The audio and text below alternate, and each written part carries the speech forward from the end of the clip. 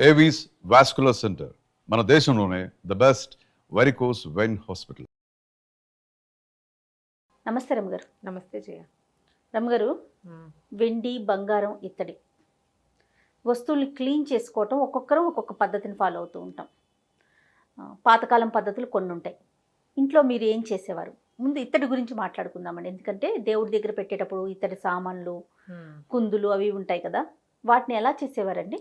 ఇప్పుడు కూడా చేస్తాను జయ. నేను అదే పాతకాలం కాదు ఇప్పుడు కూడా అంటారా? ఇప్పుడు కూడా నా కుందులు ఇత్తడివే. నేను వెండి కుందులు రోజు వారడి వాడిను.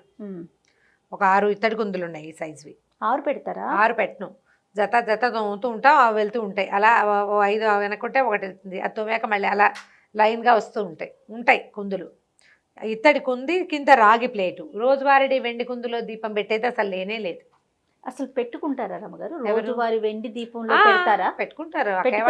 అట్లా ఉంది అవకాశం? నేను ముందు ఈ వెండే పెట్టుకునే వాళ్ళం. ఇత్తడి కుందులు వచ్చాక నాకు ఇవి హాయిగా ఉన్నాయి.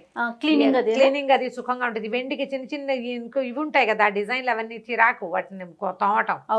అందుకని నాకు హాయిగా ఉంది. ఇత్తడి దాంట్లో పెట్టిన చక్కగా బంగారం లాగా మెరుస్తూ ఉంటుంది. నేను చింతపండు, ఉప్పు వేసి తోముతాను చేయ. రాగి ఇత్తడి పాత్రలు నా దేవుడి పాత్రలు అయితే చింతపండు. పాత చింతకాయ పచ్చడి ఒకటి ఉంది నా దగ్గర. ఇప్పుడు పాత చింతకాయ దీనికి బాగా పాత పడిపోయింది. 3-4 ఏళ్ళ దీని తుండిపోయింది. డబ్బాలో ఉప్పు ఉరిసిపోయింది. ఉప్పు కనిపిస్తోంది. అది తినడానికి మనకేం బీపీలు వచ్చిన తర్వాత ఇంత పెద్దవాళ్ళం అయ్యాక ఏం తింటాం? పిల్లలు ఏమి చింతకాయ పచ్చళ్ళు తినరు, మేమే తినాలి. ఎందుకు వచ్చిందని ఆ చింతకాయ పచ్చడిని జాగ్రత్తగా పక్కన పెట్టుకుని ఇంత చింతకాయ పచ్చడి, ఒక చిటికెడు సబీనా వేసి, సబీనాతో ఏమో ఆయిల్ జిడ్డు పోతుంది. అవునవును, సబీనానే, వేరేదేం నేను వాటల్లా.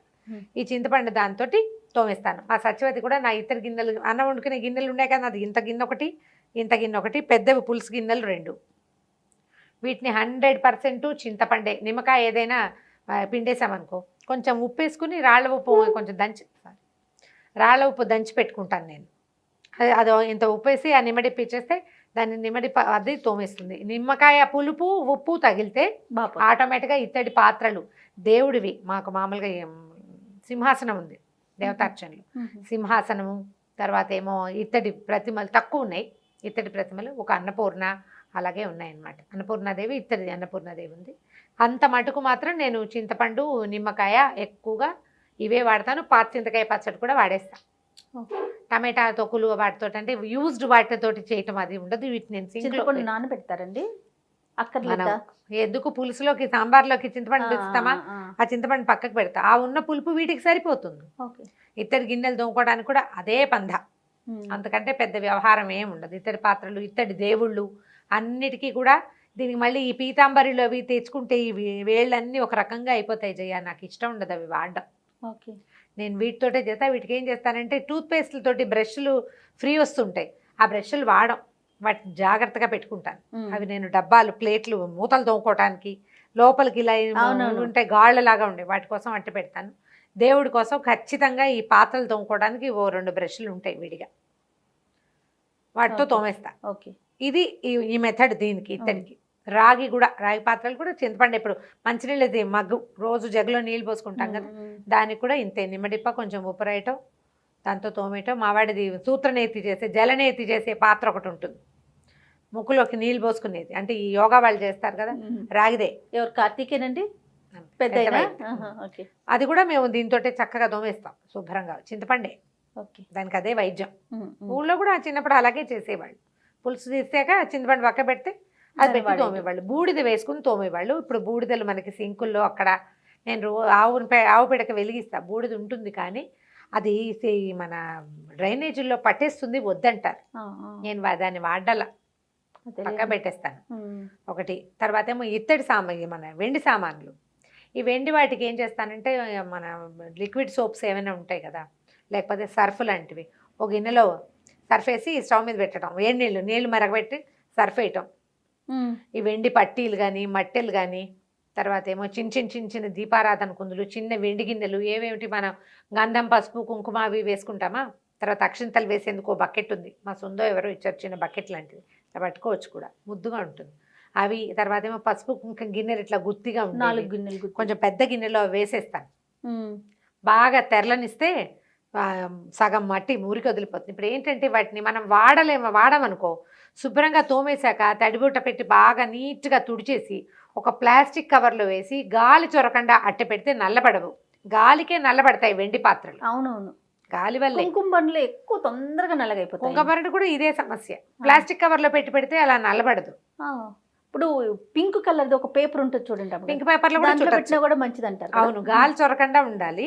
మనం ఇప్పుడు ఏం చేద్దాం, జిప్లాక్స్ ఉంటాయి కదా, తోమేశాక జిప్లాక్లో పెట్టుకోవచ్చు. రోజువారీ వాడేవైతే వారం వారం తోముకోవాలి. ఈ సర్ఫ్ నీళ్ళల్లో పడేసి మనం టైడ్ కానీ, తర్వాత ఏమో మన నిర్మా కానీ అలాంటివి ఏవైనా లిక్విడ్ ఏనా, విమ్ లిక్విడ్ కంటే ఇది బట్టలు ఉతికే డిటర్జెంట్ అయితే బాగుంటుంది. ఓకే, పట్టీలు అవి అందులో పడేసి వేసేయచ్చు. బాగా తెరలనిచ్చి స్టవ్ ఆపేసి ఆ గిన్నెని తీసి పక్కన పెట్టామనుకో, మెల్లిగా వీటిలలో కలర్ మార్పు వచ్చేస్తుంది. తర్వాత ఏం చేయొచ్చు అంటే మనం సున్నం పెట్టి తోముతాను నేను. ఏం సున్నం? ఆకుల్లో వేసుకున్న సున్నం అండి. ఆ సున్నాన్ని బ్రష్ పెట్టి తడిపేసి దాన్ని ముద్దలాగా బ్రష్ దాంట్లో ముంచి తుడుస్తాను. అదే ఇటీవల ఎవరో చెప్పారు కోల్గేట్ టూత్ పేస్ట్ తోటి కూడా తోముకోవచ్చు అని. నేను చేస్తా కోల్గేట్ తో.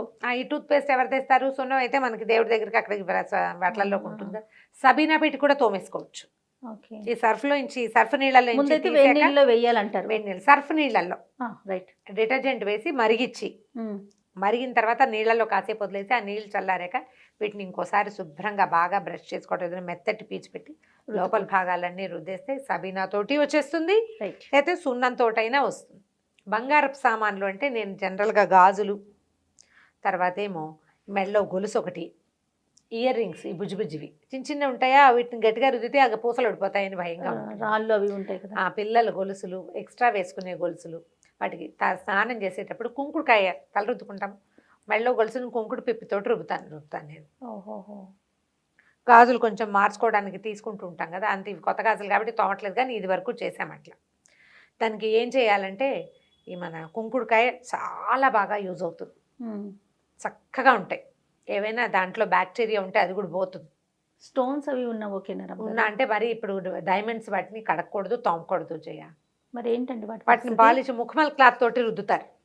మనం రుద్దుకోవచ్చు అంటే మనం రుద్దుకోవచ్చు. ముఖమల్లు ఉంటే మన దగ్గర దాన్ని పెట్టి రుద్దితే డైమండ్ కి చుట్టూతా ఉన్న దుమ్మంతా పోతుంది. వాటిని ఎప్పుడు రాళ్ళు ఉన్న వాటిని, ముత్యాల వాటిని, పగడాల వాటిని మనం ఇళ్లలో క్లీన్ చేయకూడదు, ఓకే, పాడైపోతాయి. బంగారం వాటికైతేనే చెయ్యొచ్చు. ఇప్పుడు నల్లపూసల గొలుసులు ఇలాంటివి కూడా ఇవి చేసుకోవచ్చు, ఇవి చేసుకోవచ్చు, ఇవి చేయొచ్చు. దీంట్లో ఇంకో మెథడ్ చెప్తాను నేను చేస్తున్నది. ఊరికే సరదాగా చేస్తే అది బాగా కుదిరింది. ఈ బట్టలు ఉతుకోవడానికి ఒక లిక్విడ్ వస్తుంది, అవి ఏంటంటే మన మామూలుది కాదు, easy woollen clothes. Strain remover కాదు, పాడైపోతుంది. స్టెయిన్ రిమూవర్ పెట్టుకోండి. ఉలెన్ బట్టలు ఉతుక్కోవడానికి లైట్ వస్తుంది, ఆమ్వే లైట్ ఒకటి అలా గుర్తుంది నాకు. ఆమ్వేలో SA8 లైట్ లిక్విడ్, నేను ఏదో డబ్బా కొని మా అక్కకి సగం ఇచ్చింది, నేను అట్ట పెట్టిన. అప్పుడప్పుడు పట్టు చీరలు ఉతకడానికి దాంతో తోమితే ఎంత బాగా వస్తాయో బంగారు పసులు, ధగలాడుతూ ఉంటాయి. ఇంటికి వెళ్ళాక నాకు ఒక వాట్సాప్ లో మీరు ఫోటో పెట్టండి. మెరిసేదాన్ని ఆ వస్తువునే. ఇప్పుడు కాదు, డబ్బా లేదు నా దగ్గర, డబ్బా వాళ్ళకి ఇచ్చి ఏముంది, SA8 కనిపిస్తుంది కదా, ఇది కాకపోతే మీకు ఈజీ మెథడ్ ఇంకోటి చెప్తా, నేను అది చేస్తున్నా. ఇప్పుడు విప్రోవి అవి మనకి బట్టలు వాషింగ్ లిక్విడ్స్ రావట్లేదు కదా, అవి లైట్ లిక్విడ్స్, చిన్న ఫ్రాగ్రెన్స్ ఉంటుంది, అందులో డిటర్జెంట్ ఎక్కువ ఉండదు. అవునవును, వాటితో తోమి చూడండి. దీని కూడా ఒక బ్రష్ అనకూడదు, బట్టలు తోమినట్టు ముద్దుగా పాపాయిని తోమినట్టు తోమండి. ఆ నీళ్ళలో కాసేపు నానబెట్టడం, తర్వాత చక్కగా బ్రష్ చేసేయటం. ఆ సందుల్లో వాటిలలో చేరిన మన పౌడర్లు, మనం రాసుకున్న క్రీములు, పర్ఫ్యూమ్లు, మన ఒంటి చెమట, మురికి, సబ్బు ప్రతిరోజు మెడలో నెత్తి మీద నీళ్ళు పోసుకుంటుంటామా, అదంతా పట్టేస్తుంది కదా. గాజులు గొలుసులు అన్నీ తీసేసి వంకీకి తగిలిచ్చి స్నానాలు చేసే వాళ్ళకి చెప్పట్లేదు, ఒంటి మీద ఉంచుకునే వాళ్ళకి ఈ పని. అయితే ఈ సబ్బు పెట్టి తోముకోలేం కదా, చక్కగా ఒక కుంకుడుకాయ నానబెట్టి, ఒక్క కుంకుడుకాయ దెబ్బ కొట్టండి, కింద వెడలు కొట్టేయండి, దానికి అసలు నీళ్ళలో వేసి పెడితే చక్కగా మెత్తగా అయిపోతుంది. ఈ మెడలో ఉన్న గొలుసుని దానికి పట్టించి తోమితే మన మెడలో మీద నుంచి చక్కగా తోముకోవచ్చు. తీసేయరు కదా అమ్మ అందరూ, తీసేసే వాళ్ళ పరిస్థితి హాయిగా తోముకోవచ్చు బ్రష్ చేసుకుని. తీయకుండా మెడలోనే ఉంచుకునే వాళ్ళు ఉంటారు కదా, వాళ్ళ కోసం అనమాట. మేము అలాగే అలవాటు, కుంకుడుకాయతోటి తోమేసుకుంటాం. ఒక్కొక్కరికి ఒక్కొక్క అలవాటు ఉంటుంది రమ్మ గారు. నేను అదే చెప్పా, అంతకంటే ఏం చెప్పలేదు. ఓకే, మీకు తగిలితే నేనేం చేయలేను, మామూలుగా చెప్పే విషయం. ఓకే, ఇలా చేయొచ్చు. ఈ మెథడ్స్ తోటి మీ వెండి, బంగారు, ఇత్తడి సామాన్లు, రాగి సామాన్లని తోమేసుకోండి. నేను చెప్పానని చెప్పండి కావాలంటే. నేను చేసేదే చెప్పా కానీ కొత్తది ఎక్కడిది చెప్పలేదు. ఓకే, ఈ సందర్భంగా ఇంకొక విషయం చెప్పుకుందామండి. దయచేసి మీ వస్తువుల్ని మనమే క్లీన్ చేసుకోవాలి తప్ప మెరుగు పెడతామని చెప్పి వస్తా ఉంటారండి. వాళ్ళకి ఇవ్వకండి. వాళ్ళకి ఇచ్చి మోసపోవద్దు. వాళ్ళకే ఇలాంటి కాదు. కథనాలు అసలు పుంకాలుగా విన్నాం వింటాం. మనం. మనము చాలా బంగారపు జాగ్రత్తగా ఉండాలి. షాపుల ముఖ్యంగా. దగ్గర బయట అమీర్పేటలో లాంటి కొన్ని చోట్ల షాపులు బయట పెట్టుకుంటారు కదా, ఆ లిక్విడ్ లో వేసి ఇస్తారు, బెరుస్తుంది. అలాంటి లిక్విడ్స్ లో వేయకండి, అది బంగారాన్ని గుంజేస్తుంది. ఆ. కాబట్టి ఆ పని చేయబోకండి. ఓ షాపుల దగ్గర కూడా ఉంది ఉంటాయి, ఇది? షాపుల దగ్గర కూడా జరుగుతుంది. నేను ఇల్లమ్మటి వస్తా ఉంటారు రమ్మగారు. షాపుల్లో కాదు, షాపుల బయట. బయట ఎవరైనా పెట్టి, అందరూ కాదు, కొంతమంది కొంతమంది చేస్తారు, మరి చెప్పలేం కదా. ఇల్లమ్మటి వస్తా ఉంటారు రమ్మగారు. ఇల్లమ్మటి మెరుగులు పెడతాం అంటే ఇంట్లో చేసుకుంటారు, మొత్తం దోచి బంగారం మొత్తం అంతా తీసిస్తా ఉంటారా? చాలా ఇబ్బందులు పడతారు. మనమే మెరుగు పెట్టుకోవచ్చు. చక్కగా తోమండి శ్రద్ధగా, అంతే. మురికి పెట్టించకుండా చక్కగా ఇవి తుడిచేసుకుని వీటిని బాగా తడి లేకుండా తుడిచి, పౌచెస్ దొరుకుతాయి కదా, మనం ఏంటి బంగారు షాపుల్లో ఇస్తారా మనకి, ఆ. వస్తువున పౌచ్లో వేసి పెట్టుకోండి, అప్పుడు మాసిపోకుండా ఉంటాయి. మురికి అంతే మెథడ్. వెండిదేమో నేనైతే ప్లాస్టిక్ జిప్లాక్ లో వేసి పెట్టేస్తున్నా జయ, మళ్ళీ తోమేదాకా. కుంకుమ పనులేదు రమ్మగారు, బాగా నల్లగా అయిపోతా ఉన్నాయండి. ఎప్పటికప్పుడు తోమేసుకోవాలి. కుంకుమారిని కూడా జిప్లాక్ లో బయట పెట్టి, పెడతాం కదా. నేను అదే చెప్తున్నాగా, జిప్లాక్ లో పెట్టు. ఎవరైనా వచ్చినప్పుడు జిప్లాక్ తీసి దాంట్లో ఇచ్చి పెట్టుకోవడం, మళ్ళీ జిప్లాక్ శ్రద్ధగా చేస్తే బాగుంటుంది. ఓకే, శ్రద్ధ లోపించింది అయితే. వెంటనే తోమక్కర్లా, మన గాలికి నల్లబడతాం. అవునవును. చేస్తాం, వెండి కూడా కొంచెం ఏదో కల్తీ ఉంటుంది, అవునవును. తొందరగా పాడైపోతాయి. అంతే. తర్వాత ఇంకొక విషయం రమ్మగారు, వెండి గిన్నెలో ఒక్కొక్కసారి అన్నం కలిపి పెట్టుతున్నా కూడా చేదుగా ఎందుకు అనిపిస్తుంది రమ్మగారు? ఒకలాంటి పొగరు అనిపిస్తా ఉంది. పెరిగేస్తే కదా, వెండిలో ఏదో లోపం. అంతేనా? కల్తీ.